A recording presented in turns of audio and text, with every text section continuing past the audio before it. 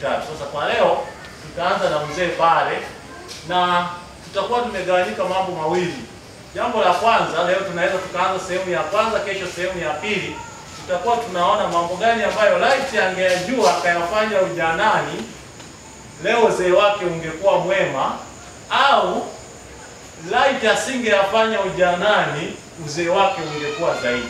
Kwa hiyo ndio ambayo tutakuwa tunajifunza, ili pia yatusaidie sisi ambao bado ni vijana tusije tukajuta wapi uzee. Kwa hiyo tutakuwa na huo uzoefu watu ambao wamepita kidogo ujanani, ili watuambie badala tu ya kujifunza hapa ilikuwa hivi, wao wasimama naseme kwa kweli mimi ujana wangu 1 2 3, ili na sisi tukitoka pale tutoke tuseme kwa kweli kwa hili Bwana ametusaidia tungali vijana. Kwa hiyo kuwa na wazee pia ni heshima na ni baraka pia. Leo tutaanza na mzee. Yeye atatueleza masuala ya kiroho ambayo yatatujenga kutokana na uzoefu wake, na kesho tutakuwa sasa na masuala ya kiuchumi.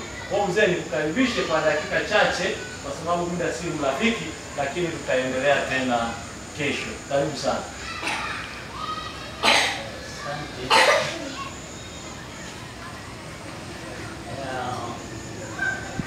Leo tutazungumzia hasa swala la kiroho zaidi, na labda tumeweza kutoa historia fupi tu kidogo ya kwamba nimetoka wapi huko ujanani, na katika utaratibu huu wa neno la Mungu, aidha nilikuwa yani dhehebu gani, nikafikia wapi, na nikawa nipo hapa leo. Kwa kifupi ni kwamba nimetoka katika familia ya baba na mama ambao wote walikuwa ni Wasabato kutoka mwanzo, na pia mzee alikuwa ni mwalimu katika mojawapo ya shule ya Sabato, na tumekulia Msoma, tumezaliwa Msoma, na alikuwa ndo anafundishia huko. Na kwa hiyo imani hii nimeianza nikiwa bado mtoto, kama vile unavyojikuta umezaliwa kwenye familia fulani ambao kama ni Waislamu, basi na wewe ni Muislamu. Basi lakini sasa kutokana na hatua jinsi zilizokuwa zinaenda, na nakumbuka kama kawaida ya kanisa letu kuwa ubatizo ukiwa mdogo, ukiwa ufundishwe mpaka unakuwa mkubwa, unaelewa, ndo unabatizwa. Na kwa kipindi hicho ni tofauti na kipindi cha hivi sasa. Kulikuwa ni vigumu sana kukuta effort inafanyika ya hapo kama zinavyofanyika sasa hivi miaka hii, na ukajikuta umebatizwa. Ilikuwa ni muda kweli kweli unachukua. Kwa hiyo nimekuja kubatizwa nikiwa tayari nimemaliza chuo na nimeshaanza kazi, nikajikuta nimebatizwa. Sasa katikati hapo, bahati mbaya mzee alifariki. Kwa hiyo tukiwa tuko huko Msoma, kwa hiyo bado wadogo, darasa la 7 nilikuwa bado sijafika. Kwa hiyo akawa tumeachwa na mama. Kwa hiyo hali halisi ya maisha akawa imebadilika, na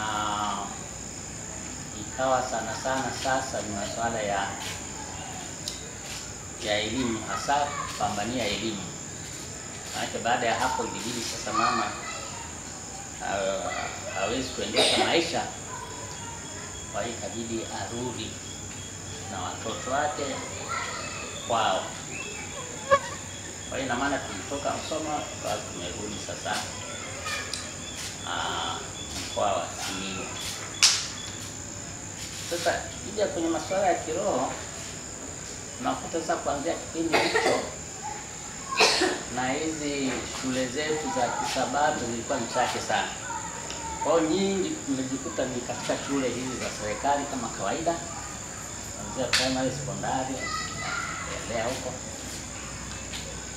Sasa kinachonifanya kiroho zaidi sasa hivi naona kwamba ningekuwa nimepata muda wa kuweza kujiingiza zaidi kwenye masuala haya ya kanisani, hivi vyama vya vijana kama hivi vinavyofanyika, naona kwamba ningekuwa nimepiga hatua kubwa sana kiroho kuliko kwa hali nilionayo.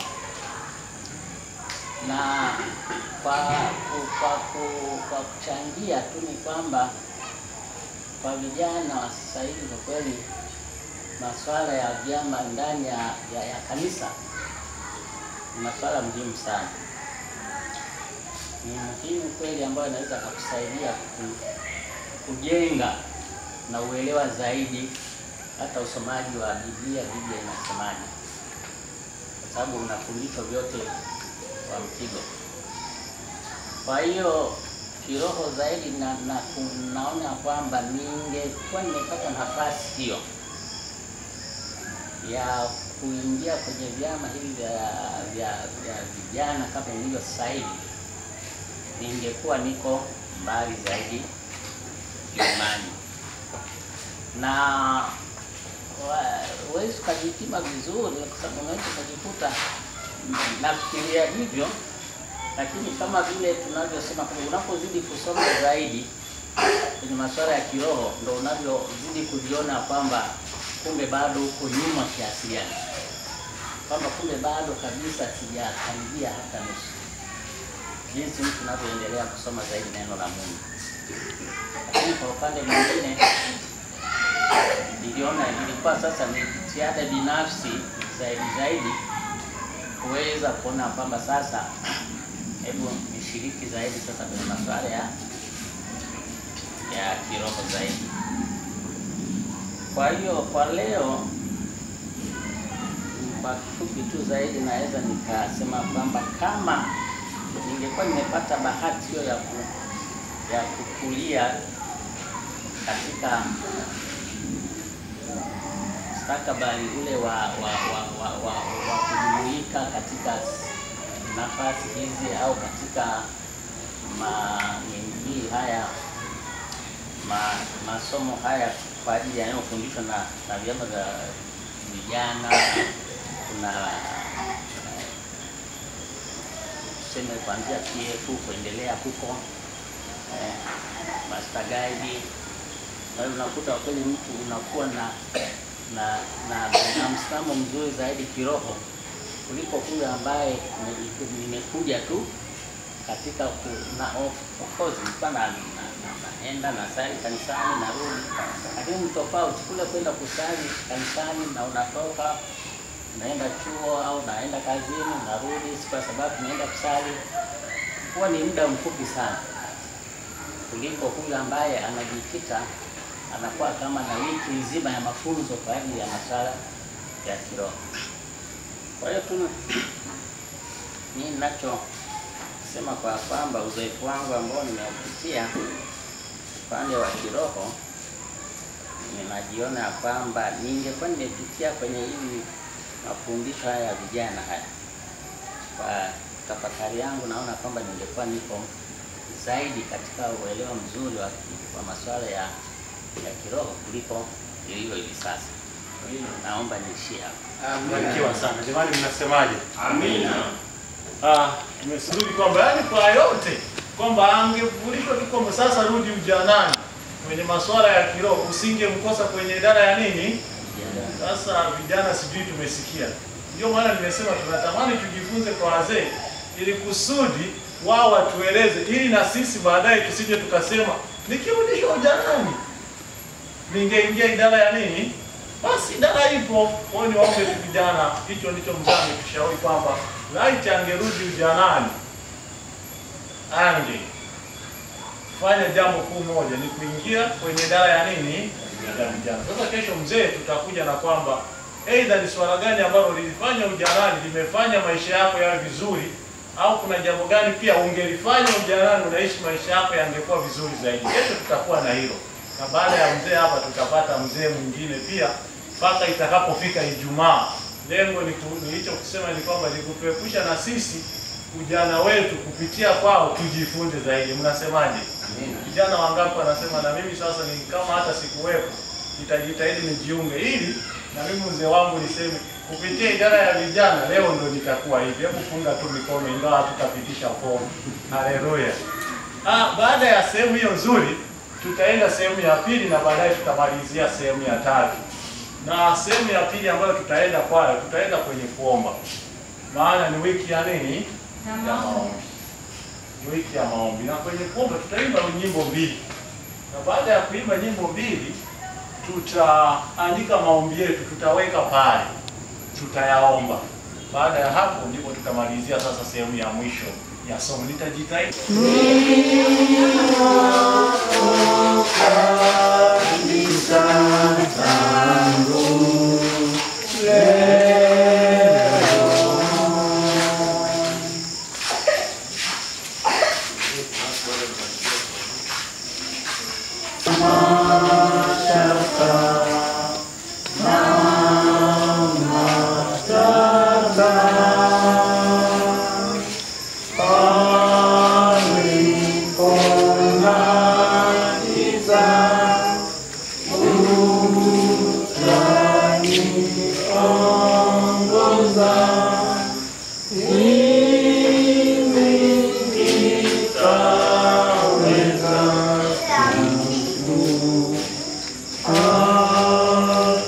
Sita ya watu ambao mwandishi au watunzi wa somo wamekusudia tuwaelewe, lakini pia tuchukue hatua za kuwafuata. Tuliona kuna Wabuza, kuna Wahindu, kuna Waislamu, watu wanaokaa mijini na watu wengine. Leo somo la tatu lina kichwa kinachosema kuvuka mipaka ya kitamaduni. Kuvuka mipaka ya kitamaduni. Na fungu ambalo linaongoza somo la leo linatoa kitabu cha Petro wa kwanza sura ya 3 na mstari ule wa 15, na inasoma muwe tayari siku zote kumjibu kila mtu aulizaye habari za tumaini hilo ndani yenu, lakini kwa upole na kwa namna gani? Na kwa hofu. Kwamba kama Wakristo tunaaswa leo kwamba mtu akikuuliza unaamini nini, ndio kama kanisa la Waadventista na Muislamu leo ameniuliza maswali. Yaani tunahitajika tukutane na Muislamu tuweze kumjibu, tukutane na mpagani tuwe na uwezo wa kumjibu, tukutane na yaani kila aina ya dhehebu au kila mtu anayeamini tuwe na uwezo wa kumjibu mtu yoyote. Lakini mwandishi anasema kwa upole na nini? Na sio kama wale wanafunzi ambao kuna wanafunzi akihisi anajua kitu anajibu kwa jeuri. Anatuambia tuwe tayari kumjibu kila mtu. Na leo ambacho mwandishi anasema kuna dhehebu moja hapo wanaitwa Wahindu. Na wanapatikana sana kwenye nchi ya bara la Asia na kwenye nchi ya India. Duniani wako bilioni 1.2. Bilioni 1 ngapi? Bilioni 1.2 inamaanisha unachukua milioni 500 unaweka pembeni, unaweka na milioni nyingine 100 ngapi? 500. Unapata hapo bilioni ngapi? Unaweka na milioni 200 nyingine. Kwaona ni 15% ya idadi ya watu duniani. Yaani Wahindu tu ni robo ya dunia. Dunia ina watu bilioni ngapi? 7. Kwa wao ni robo. Asilimia 15, kwa anakaribia robo.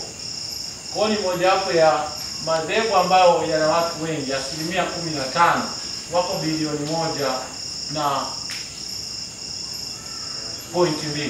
Sasa kama ilivyo, kama Adventista wa Sabato tunachopaswa kujua ni kwamba hao Wahindu nao wamegawanyika sehemu mbili. Kuna wale ambao ni wa kuzaliwa tu na kuna wale walioishikilia dini.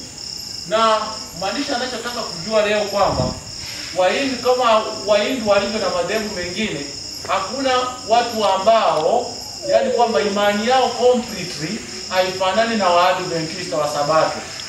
na vitu ambavyo tutajifunza wiki hii kwamba makundi yote haya ambayo tunajifunza kwayo, tunapaswa tuanze na vitu ambavyo sisi na wao tunashabihiana. Yaani tunapoenda kwa Uinjilisti, mfano umeenda kwa Waislamu, usifike tu unaanza kumwambia unajua siku ya kuabudu ni Jumamosi.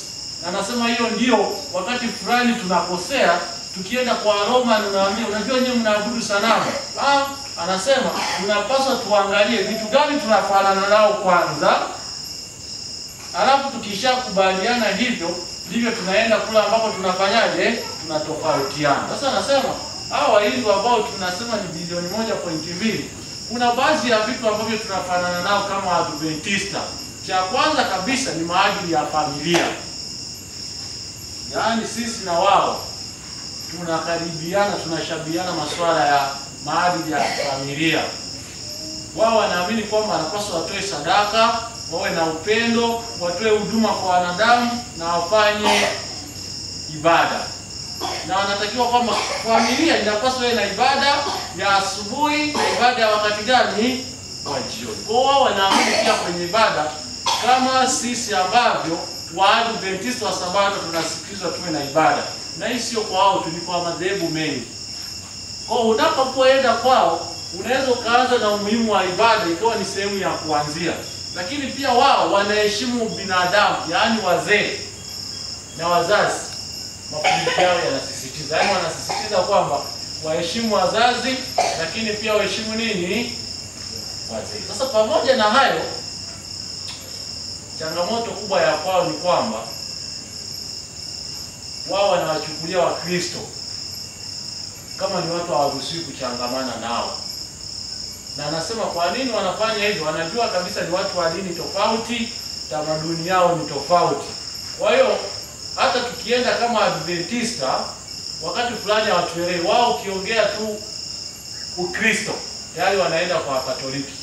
Ndio maana hata sisi ukijitambulisha baadhi ya sehemu, mfano kwa Islamu, sisi ni Wakristo, wanajua tu basi Ukristo ni wa Katoliki. Na wao wanaweza kushtukia hata ukijitambulisha sisi ni wa Sabato, ni wa Kristo. Wanajua tu Wakristo wote wanakula nguruwe. Juzi na ulizo Wakristo si wamefunga na wao. Yaani waliuliza na wewe ni Mkristo? Nimeenda kula hapo mchana. Na walizo sina Wakristo wako kwa lazima.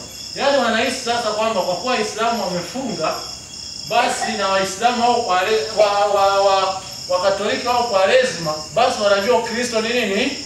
Ni Ukatoliki. Hata ndio maandishi anasema tunapoenda badala tu ya kujitambulisha kwamba sisi ni Wakristo, lakini pia tunapaswa kujua kwamba sisi ni Waadventista na kuambia Adventista ni watu gani. Anasema ukienda mfano India, Wahindu wote wanaamini kwamba Wakristo wote kiongozi wao ni Papa. Kwa ukifika tu wanajua wewe ni mtu wa huko. Wanasema sisi kama Adventista ni vizuri tukajitambulisha na tukawaambia tunaamini nini. Na tunapoenda kuongea na watu wengine, mojawapo ya vitu ambavyo tunapaswa kuvifanya ni vizuri tukawaambia Mungu ni nani, tunawezaje kuwa takatifu, tunawezaje kushinda tabia mbaya, na namna gani ya kuwa watu wazuri. Yaani tusianze na yale mafundisho sasa mazito. Na ndiyo somo ya wiki ametukazia kwamba tukienda kujifunza na watu, tusianze na yale mafundisho mazito. Anasema watu hao wanafurahia sana mafundisho ya Adventista wa Sabato, hasa ya mtindo wa maisha. Wanapenda mtindo wa maisha, wanapenda masomo ya msamaha, wanapenda masomo ya furaha. Ila tofauti nyingine tunaotofautiana na wao, wao wanaamini kadri unavyojitahidi mambo ya kiroho ndivyo unavyookolewa. Yaani wao bado wana wokovu kwa matendo, lakini sisi tunaamini wokovu ni zawadi ambayo tunapewa bure kwa kumwamini nani? Yesu. Kwa tofauti yao pia wao bado wanaamini kwamba wao ili waokolewe lazima ushughulike, lazima ufanye matendo mema ndipo ukubaliwe. Lakini sisi kama Adventista tunajua matendo mema ni matokeo ya kumwamini nani? Yesu. Sasa nasema tunapoenda kuongea na hawa watu au kuna watu wengine wote tunaotaka kuwapelekea habari njema ya wokovu, tunapaswa kujenga daraja. Tunapaswa kujenga daraja. Kwamba huwezi tu katoka hapa unafika unamhubiri mtu mwingine. Hapana. Tunapaswa kujenga nini? Daraja. Kwamba watu na watu wengine tunapaswa kujenga daraja. Sasa ni njia zipi ambazo tunaweza kujenga daraja, si tu kuwafikia Wahindu ambao wako mbali, lakini pia kufikia jamii nyingine zinazotuzunguka? Jambo la kwanza, mwandishi amesema ukarimu. Njia ya kwanza ni nini? Na jana pia tuliona ukarimu, kwamba watu ukiwafikia na ile misaada, vyakula, mahitaji yao ya kila siku, ukarimu na njia zake ni njia ambazo tunaweza tukazifanya tukawafikia sio hawa tu wa Wahindu, lakini pia hata na jamii zinazotuzunguka. Kwa hiyo Wahindu wamekuwa wakifikiwa sana kwa njia ya ukarimu, lakini na sisi tunaweza tukawafikia wanaotuzunguka kwa njia ya nini? Ya ukarimu. Fikiria mtu amekuja leo amekusaidia chumvi, sio tu chumvi, ulikuwa una mahindi, amekusaidia mahindi, halafu kesho anakukaribisha kanisani. Unafanyaje? Najua ndio maana hata wazungu kwa nini wanatutawala. Wanatuletea misaada. Leo sijua mwajengea barabara, kesho mnawafanya hivi. Sasa siku nyingine akikwambia na mimi nataka hiki unakataa. Kwa hiyo ni njia ya kwanza ambayo tunatumia, kwamba tunapaswa kuwa wakarimu. Lakini jambo la pili ambalo mwandishi ameligusia sana kwenye somo la leo ni kujihusisha kabla ya kubadilika. Kujihusisha kabla ya nini? Ya kubadilika. Amechukulia mfano kwamba Wahindu wengi wanachukia sana swala la ubatizo. Wanachukia swala la ubatizo. Yaani wao wanahisi kwao ukiwaambia wabatizwe, inamaanisha umewabadilisha tamaduni zao, wao wabatizwe. Sasa anasema njia ya wao wanayotumia kuwaongoa ni kuwaleta kanisani, lakini na kutowatangazia ubatizo mwanzoni.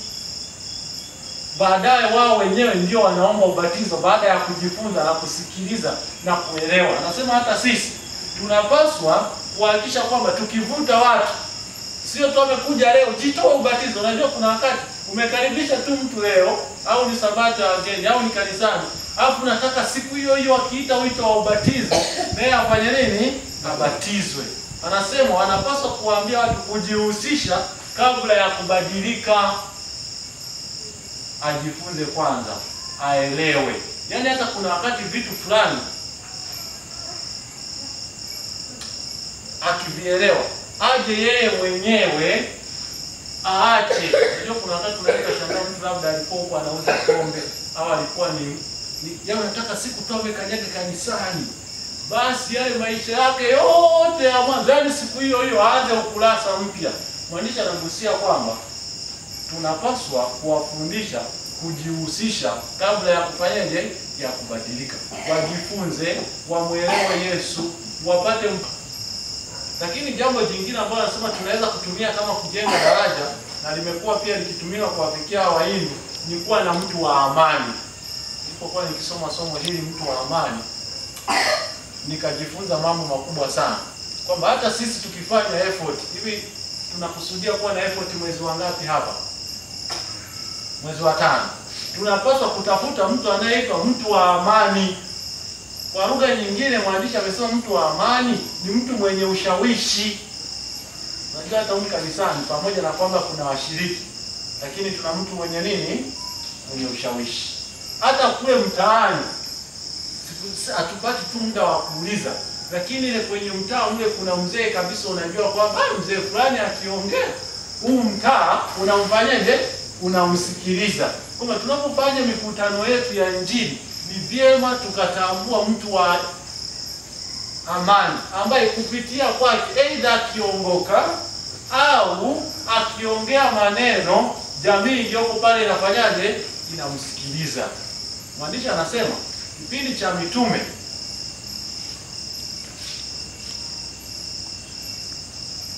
kulikuwa na watu waliokuwa wanaitwa watu wa amani, na miongoni mwao ukisoma kitabu cha Luka sura ya 7, muda unaweza tusisome, utakutana miongoni mwa watu wa amani alikuwa ni jemedari wa jeshi, ambaye baada ya yeye kuongoka akaleta na wengine. Lakini sio hivyo tu, kuna mwanamke Msamaria, Biblia inasema alivyoongoka aliwaambia na wengine, akahubiri habari njema, na wengine pia wakaja kwa Yesu. kuna akina Red Didia, kuna yule mlinzi wa gereza, ambapo akina Paulo walipokuwa wameomba, akina Petro walivyotoka, akashangaa milango yote imefunguka, alafu watu hawajakimbia. Alibatizwa yeye na nani? Na familia yake. Kwa mwandishi anasema tunapokuwa tukifanya hata mikutano yetu ya Injili, tunapaswa kujiuliza tumeenda sehemu kijijini.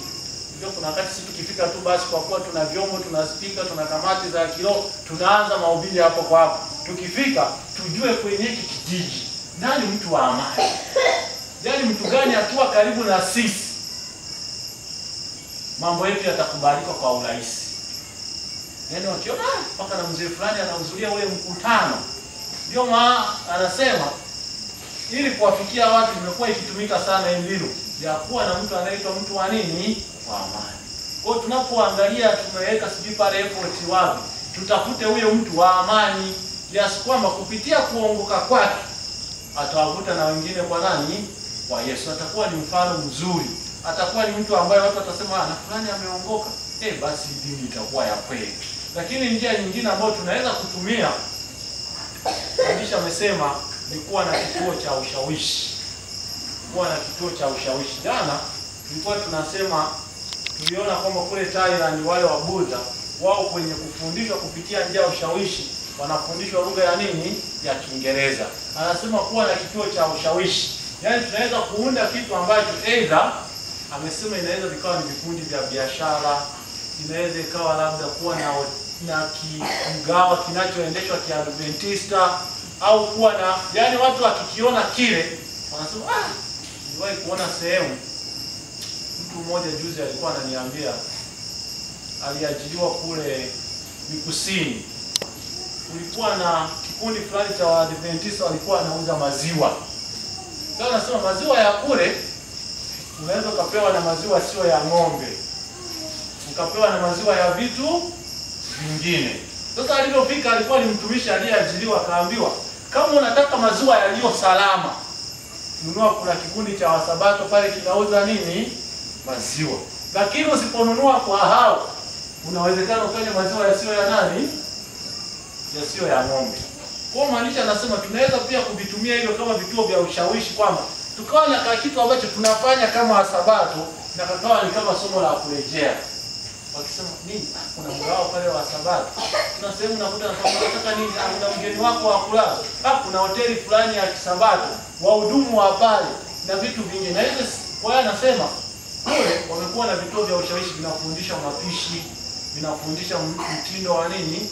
Wa maisha. Na mwandishi anasema wamekuwa pia akionyesha, kuna wale wenye simu kubwa mnaweza mkatafuta kitu kinaitwa Blue Zone. Blue Zone ni kule wamekuwa akionyesha kule Marekani kuna sehemu ambapo wanakaa Waadventista wa Sabato ambao wanafuata mtindo wa maisha. Wao wanafika miaka 100 bado wanatembea na wanafanya kazi zao. Wao utatafuta tu Blue Zone wale wenye simu kubwa. Inaonyesha kwamba kule watu wanafuata mtindo wa maisha ambao ni mazoezi, vyakula safi.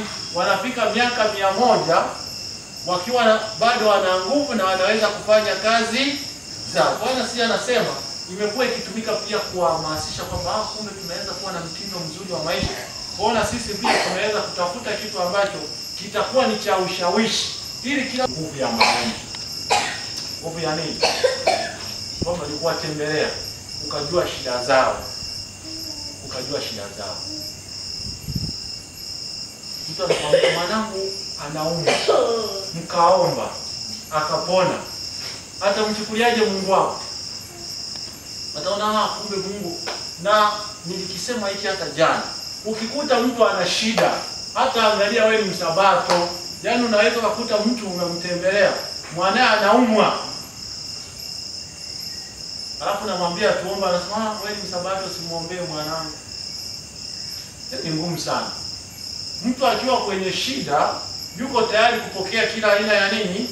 Ya maombi na huduma yote. Anasema nguvu kingine ambayo tunaweza kutumia kama njia ya kujenga daraja ni kupitia nguvu ya nini?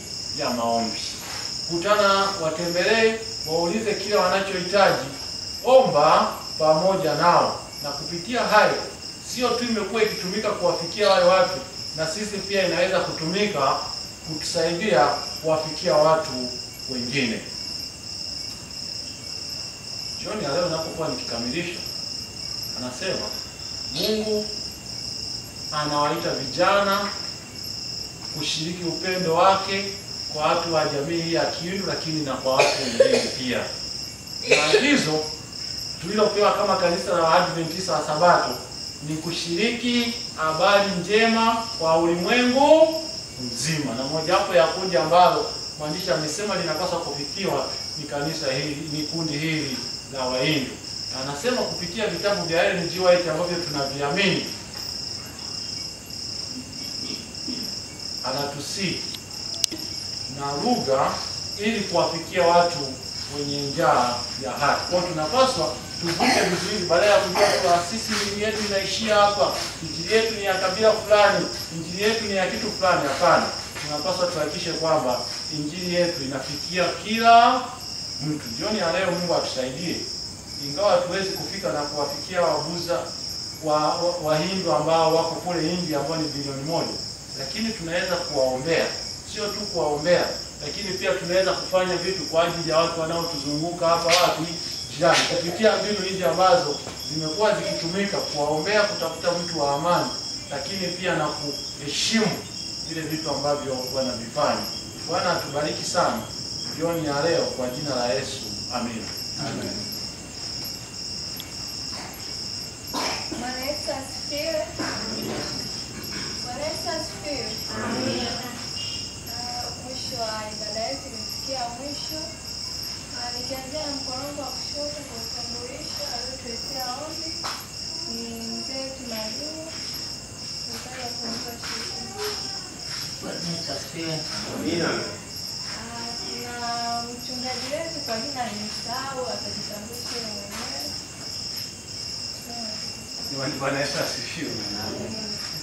Kwa jina naitwa Simon Kiseko. Nilijitambulisha juu, jamani, sio mchungaji, nilisema tu hivi maana sasa sijui, lakini ameambiwaje aseme hivyo. Bwana atubariki sana. Amina. Alituletea mfungo anaitwa Emmanuel. Bwana ni mwema. Mimi ni mwenyekiti wetu wa leo, naitwa Helen Masanga. Mungu awabariki kutoka na nyimbo na maombi. Amina.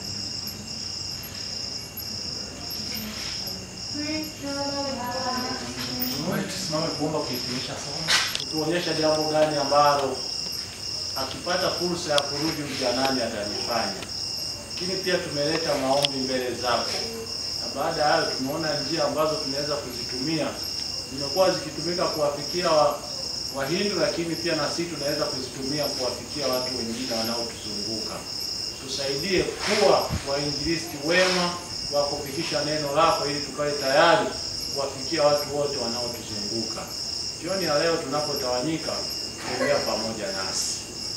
Pia tukutanisha hapa kwa ajili ya kukuomba, lakini na kuendelea kusikia shuhuda na mafundisho kutoka kwa wazee wetu ambao tayari waliupita umri wa ujana. Tunakuomba na kuamini ya kwamba utatufikisha kesho salama na utaturudisha katika jina la Yesu. Amen. Sasa nikajiuliza 300.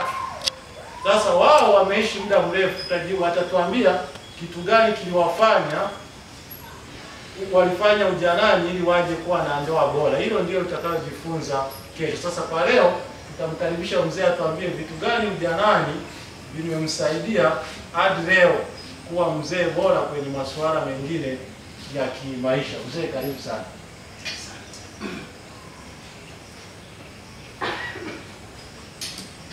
Bwana Yesu asifiwe. Amina.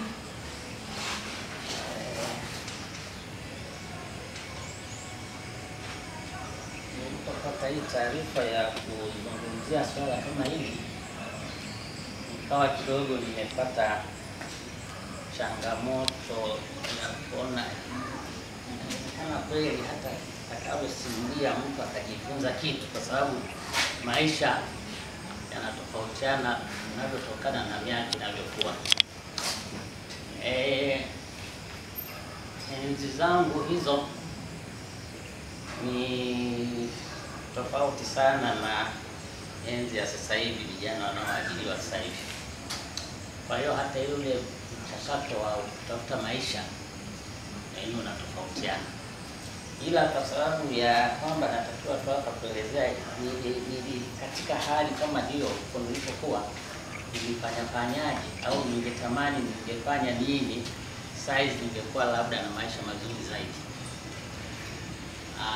Na mengine ni kwamba je, niliyoyafanya kunifikisha hapa nilipo sasa, kama nilivyo tu basi itakuwa ni jambo fupi tu la kuweza kulizungumza. Lakini kabla ya kuzungumza hilo, katika harakati hizi za maisha, haijalishi ni mfanyakazi, umeajiriwa, mfanya biashara, inategemea vile vile na nchi yenyewe jinsi uongozi wa nchi ulivyo. Wakati mimi naanza kazi ilikuwa ni enzi ya Mwalimu Nyerere katikati hapo, lakini nikaja nikaacha sasa kufanya kazi kwenye enzi ya Kikwete. Sasa ukiangalia hapo pote, ukiangalia fursa za kuweza wewe uweze kufanya kazi vizuri, ujiandae vizuri, vile vile inategemea na nchi jinsi ilivyo. Kwa kipindi, kwa mfano, tukiangalia wazee wetu ambao niliwakuta naanza kazi na wenyewe wamo, lakini wakaishia kwenye utawala wa Mwalimu Nyerere,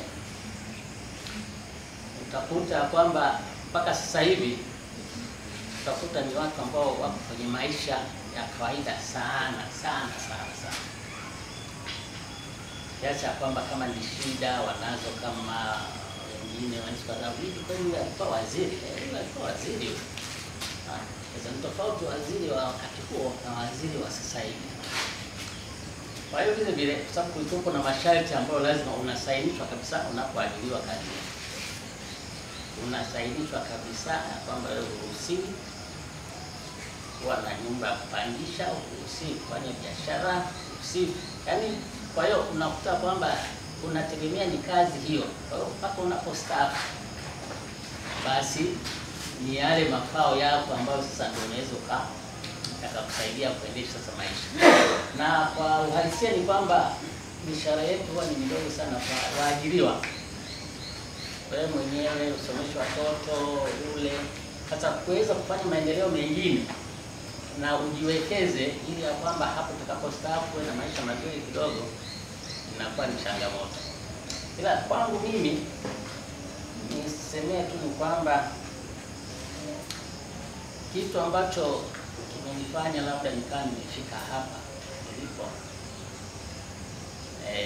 angalau naweza kufanya shughuli zangu, naweza vile vile kusurvive katika matatizo mbalimbali. Nilijitahidi sana kujichanganya na watu. Unapojichanganya na watu unapata ufahamu wa kupata fursa mbalimbali, na vile vile kuwa na nidhamu ya pesa. Unaweza hicho kidogo unachopata, lakini lazima uwe na nidhamu nacho. Bila kujua nidhamu ya pesa, hapo unaweza ukakuta unastaafu na hata nyumba ya kujenga bado hujajenga. Kwa hiyo nidhamu inatakiwa sana ya pesa uwe nayo, na hiyo ndio itakufanya angalau unaweza ukasave, na hicho unakacho save kujaribu kukiwekeza. Mfano kwangu binafsi, baada ya hizo tuseme nilipokuwa nafanya kazi, kwa hiyo nilikuwa najaribu kusave kidogo, hicho nikato save, kwa najaribu kukiwekeza kwenye taasisi. Kwa mfano nilikuja hii uwekezaji kwenye mashirika ya umma. Kuna mfano labda UTT, kitu kama hicho ambacho kilianza muda mrefu kidogo. Sasa hivi wameboresha, kuna nyingi, lakini Walipoanza tu pale, basi mimi nilikuwa mmoja wapo vile vile kuweza kuongeza kule.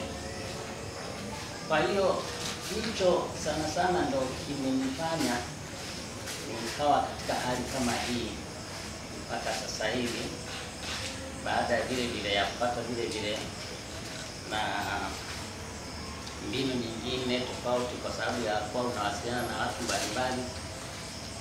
Kwa hiyo unaweza leo nifanye hivi, hiki kidogo nifanye hivi, basi mwisho wa siku tunakuzalisha, na baadaye ukija kustaafu basi tunakusaidia katika kuendesha maisha pamoja na hicho unachokipata. Lakini tukija kwenye upande wa kuona kwamba kama ningefanya hivi, labda maisha yangu yangekuwa mazuri zaidi ya hapa, ni kitu kimoja ambacho tunaweza kusema ni ukiwa mwajiriwa unakuwa mwoga sana kuacha kazi, lakini sasa hivi naona ningepata guts za kuacha kazi katika kipindi kile ambacho nimetumikia, nikaona kwamba nimeshapata nimewekeza sehemu na nini, kwa sababu unapopata vingine unaanzisha miradi ambayo wewe tu huwezi kupata muda kuihudumia, inabidi wakabidhi ndugu, simamia hapa, simamia hapa, lakini mwisho wa matokeo hakuna kitakachopata. Kwa hiyo ilifika kipindi nilikuwa nataka niache kazi ili nisimamie vile vitu ambavyo nimejaribu kuwekeza.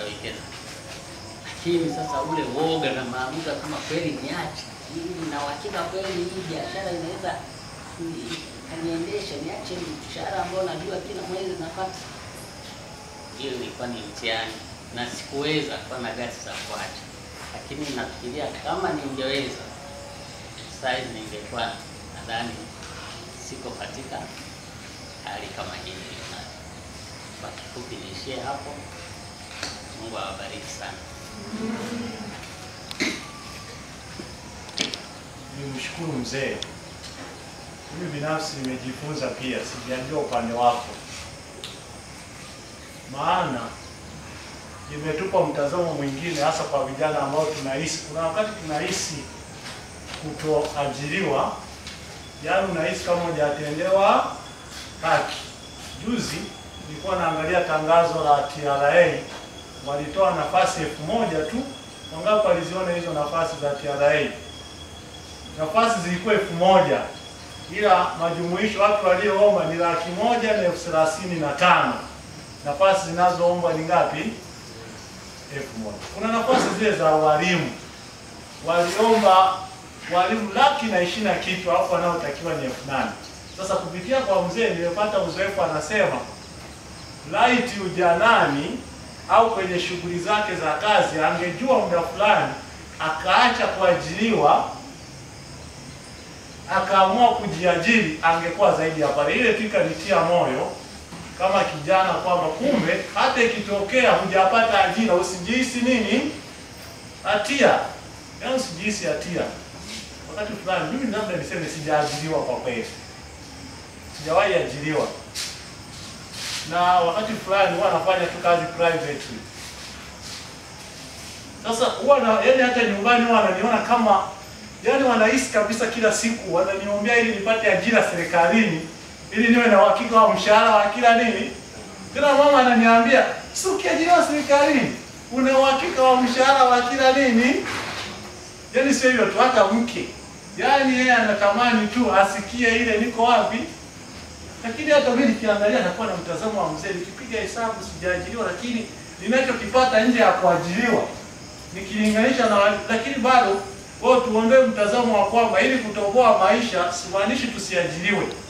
Ila tukupitia kwa mzee ni kwamba jamani, nikitokea tumesoma, tumepata kazi, hata kama tusipopata ajira tusiumie nini vichwa. Yaani kuna watu kwa kukosa ajira anapata psychological torture kabisa. Yaani naona nimesoma, alafu sipati ajira, anahisi maisha lazima ufanyeje, kwa ajili kwa mzee anatuambia laiti angejua angeacha kipindi hicho akajiwekeza angepata zaidi. Lakini kuna jambo la pili lililojifunza paka, anasema mojawapo ya vitu vilivyomsaidia, cha kwanza alikuwa na nidhamu ya nini? Yes. Kuna watu tukipata hela, hasa vijana, nao nataka wakujue aina ya simu. Kuna somo tutalisoma kama sio kesho au kesho kutwa, linatufundisha kwamba katika dunia hii miongoni mwa vitu ambavyo shetani amevifanya ni kuleta kitu kipya kila siku. Yaani leo ukinunua simu ya iPhone sijui ngapi, mwaka kesho wanazindua toleo jingine. Ulilonalo inaonekana limefanyaje? Limepita. Hata hapa kanisani tukinunua kitu fulani hapa, kama utasikia baada ya siku ngapi, jamani kuna toleo jipya. Kama una kamera, unaona kamera iliyo hapo ni toleo lililofanyaje? Sasa kina mama, leo kuna mtu upata alitumia pesa yake kwa namna ilivyo nini njema. Lakini pia marafiki, kwamba alitengeneza watu wa jamani tuko duniani na pia ni sehemu ya masomo. Yaani vitu vitaja ni sehemu ya masomo. Tumeumbwa kuchangamana. Yaani kuna mtu akifanya biashara, hata kujua kwa wafanya biashara wenzake wanafanyaje hii kazi, anahisi kwamba ni kosa. Na ndio maana hata kanisa letu lina chama kinaitwa chama gani? Chata. Wanakutana kila mwaka, kuna retreat, wanajifunza mambo mengi na vitu vingine. Mzee ubarikiwe sana. Lakini pia nimejifunza kumbe basi tuwe na uzee mwema. Bwana akubariki sana. Kwa hiyo nimesema kesho tutapata pia uzoefu, hasa tukipata jinsia ya kike itueleze ya kwamba je, ilifanya nini ujanani ikaja kuwa na familia njema. Na kumekuwa na mtindo mmoja unasema wanawake hawana dini.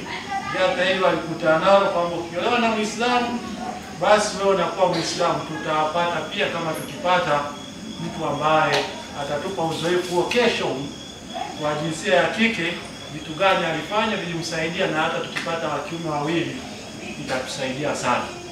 Sasa kwa sababu tunaenda kwenye kipindi cha pili, nitaomba tu mwenyekiti wangu atatugawia karatasi ambazo tutazitumia katika kipindi cha maombi.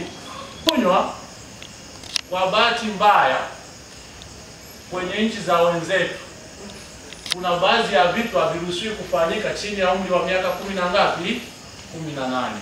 Yaani kule ukinywa pombe au ukiendesha gari umri haujafika, kwa kweli hawana msamaha. Kwa hiyo wakakamatwa wamekunywa pombe, wakapelekwa kituo cha polisi, na atakaye kupata kituo cha polisi akaambiwa ampigie mzazi. Kumbuka ni familia ya nini?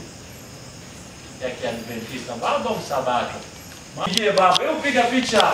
Wewe moyoni ungekuwa na lipi? Yaani ndio wewe sasa, ndio wewe kijana. Unaambiwa upigie baba yako aje akutoe ndani. Halafu unawaza baba akija, kosa atakalo mwambia nimewekwa humu, nimekutwa nimelewa. Anasema ulikuwa uzoefu mkubwa na mgumu kwake. Maana alijua, na mbaya zaidi anasema alikuwa anamuogopa mama kuliko.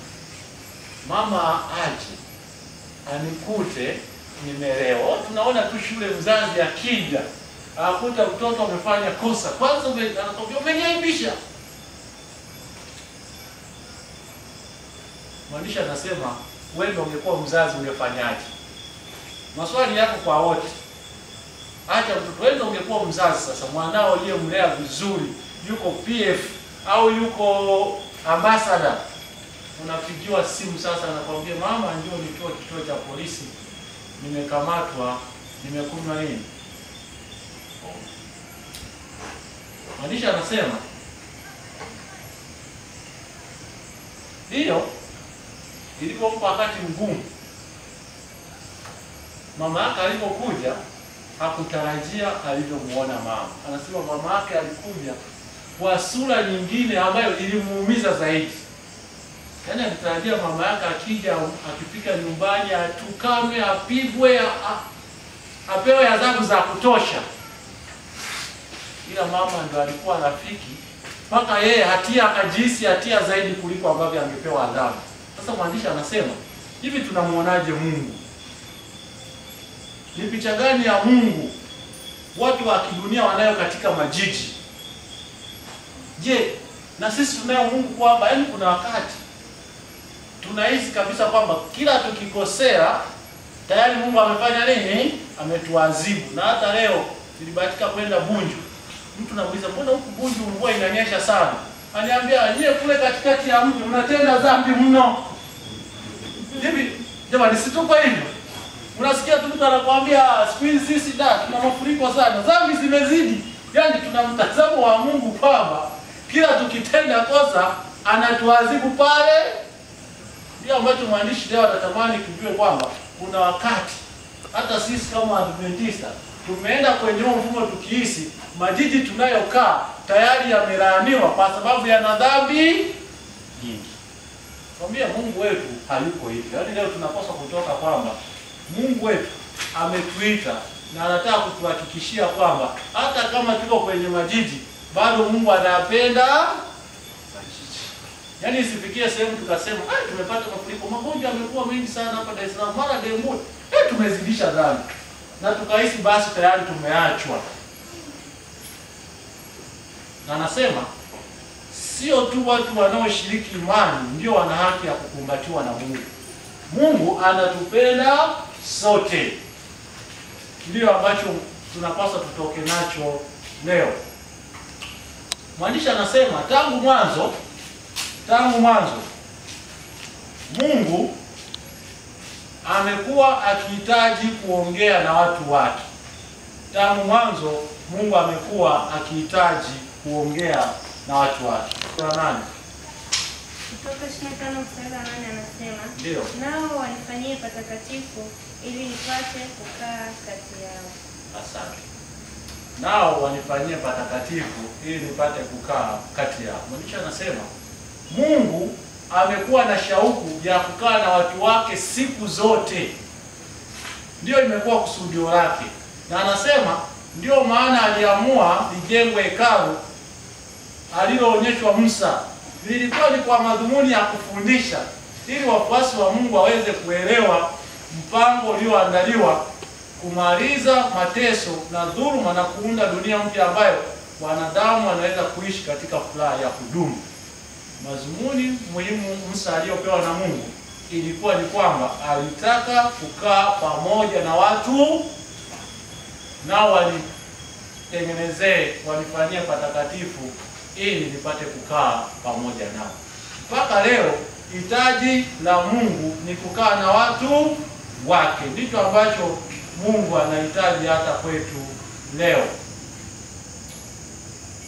Baada ya kujenga hekalu, kitabu cha Mathayo 1 mstari wa 23 naweza kusomea. Mathayo 1 mstari wa 23. Tunaweza tukasoma pale, anasema, tazama bikira atachukua mimba, naye atamzaa mtoto wa kiume, nao atamuita jina lake Emanueli, yaani Mungu pamoja nasi. Yaani Mungu pamoja nasi. Mwandishi anasema haya maneno tunayasoma sana wakati wa Krismasi, lakini tafakari ya undani ya maana halisi ni kwamba ni Mungu pamoja nasi. Bado hata katika Agano Jipya Mungu anahitaji lile la kukaa pamoja na sisi. Yaani hitaji la Mungu mpaka Yesu kuja ilikuwa ni kurudisha mahusiano ya kwetu sisi na yeye. Na nasema kuzaliwa kwa Yesu, kuja kwa neno Mungu katika mwili wa mwanadamu kunapata jina linaloendana na lengo kuu la Agano la Kale. Mungu anataka kuwa pamoja nasi. Ndio imekuwa hitaji kubwa la Mungu tangu mwanzo, na ndicho kimemleta Yesu. Ndio maana Yesu anaitwa Emanueli, Mungu pamoja nasi. Anaojiwa aliwaambia maneno haya. Yesu akawaambia, "Nivunjeni hekalu hili, nami katika siku 3 nitalisimamisha." Basi Wayahudi wakasema, hekalu hili limejengwa kwa muda wa miaka 46. Wewe utalisimamisha kwa siku 3? Lakini yeye alinena habari za hekalu wa mwili wake, kwamba hekalu analolimaanisha hapa anataka kukaa na sisi, sio jengo hili, lakini hekalu anasema ni mwili wake. Wakorintho wa kwanza sura ya 3 mstari wa 10 hasa tuliosoma, tunalirudia, inasema amjui ya kuwa ninyi mmekuwa hekalu la Mungu na ya kuwa Roho wa Mungu anakaa ndani yenu.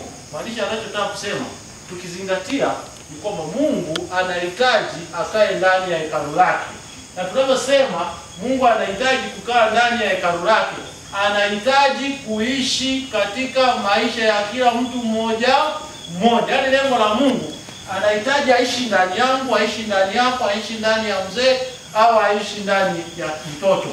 Wakorintho wa kwanza 6:19 inasema, au hamjui ya kuwa miili yenu ni hekalu la Roho Mtakatifu aliye ndani yenu, mliyepewa na Mungu, wala si mali yenu wenyewe? Mtume Paulo anasema baada ya kupaa mbinguni inaweza kutupatia maswali, hekalu liko wapi sasa? Tunaposema kwamba miili yenu ni hekalu, Yesu huyo Musa anaambiwa wanijengee patakatifu, hekalu nipate ukaa karibu nao. Sasa hekalu liko wapi?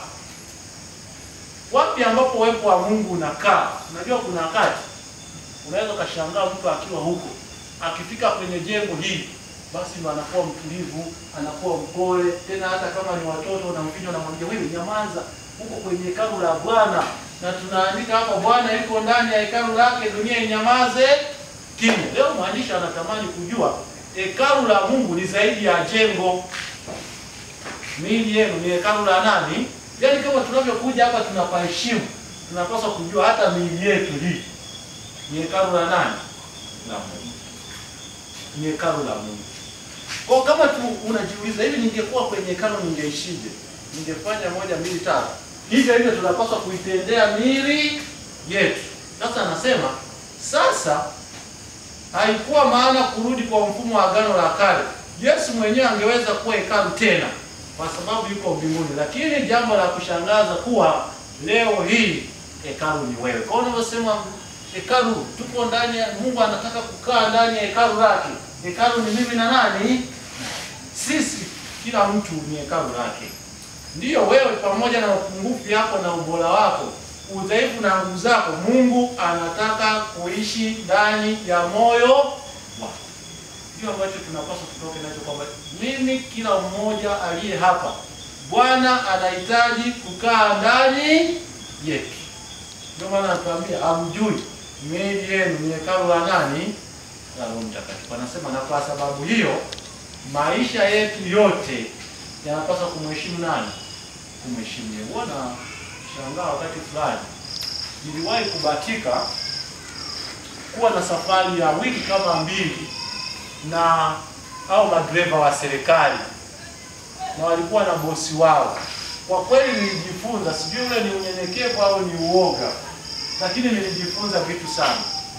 Yaani yule dereva akishakuwa na bosi ambaye amembeba kwenye gari, kwanza hawezi kuanzisha story mbele yake, lakini pia hawezi kumwambia bwana na kusubiri, wala akimwambia kesho tunaondoka saa 6, alafu pia afike saa 5, saa 6 na robo. Hivi inawezekana jamani? Sasa sisi kama ni kanisani, Mungu anasema anazungumza na sisi saa kadhaa. Ukishangaa mtu anafanya mambo yake kwanza.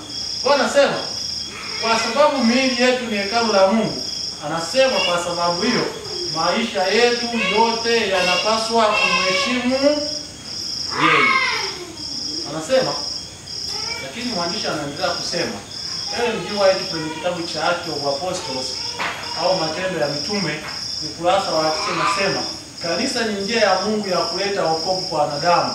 Liliundwa ili kuhudumu na dhamira yake ni kutangaza injili ya ulimwengu. Kwamba kanisa ambalo tumeitwa, ambao ni mimi na wewe sasa, tumeumbwa kwa jambo kubwa moja tu, ni kwa ajili ya kutangaza injili kwa ulimwengu.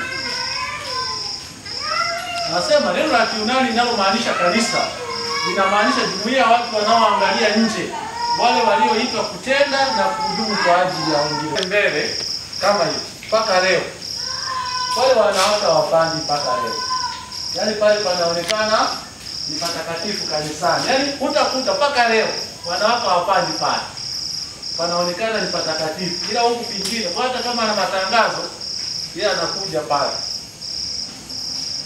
na wakati fulani unajua kilichoendelea pale. Yaani kwa lugha nyingine anasema tukisikia kanisa tunahisi ni jengo ambalo lina sehemu takatifu na zingine sio sehemu nini takatifu. Watu ndio tunaelewa hizo, ndio maana tunasema hapo ni patakatifu ni mbele. Mwingine anasema hapo tuko mbele, pale ni patakatifu sana. Hata tukiongea kwa huduma, pale ni patakatifu sana. Na anasema wengine tukisikia kanisa tunajua ni dhehebu letu la Waadventista wa Sabato. Lakini anasema wengine tukisikia kanisa tunasikia taasisi. Ndio maana utasikia taasisi fulani. Lakini wengine anasema kanisa ni mtu binafsi.